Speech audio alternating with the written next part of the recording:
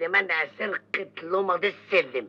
630 قرش تمن لمض للسلم. اهو الراجل ده بقى حرامي. ليه؟ هو مش عامل الشبك علشان اللمض ما تنسرقش؟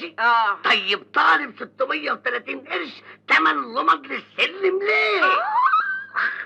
ما هي اللمض الاولانيه اتسرقت خلاص، قام الراجل فكر في حكايه الشبك دي عشان اللمض الجديده ما تتسرقش. طب هيركب اللمض ازاي بعد ما ركب الشبك؟ هيركبهم بره الشبك؟ لا، هيركب اللمض الجديده الاول وبعدين يركب الشبك. شوفي بقى، إيه؟ العمارة دي جابت لي ضغط. أنا هتنازل عنها للسباك والكهربائي. في حد تاني ليه فواتير؟ لا. تبقى حلال عليهم، وأنا بقى هشتغل سباك وأعرف إزاي آخدها منهم.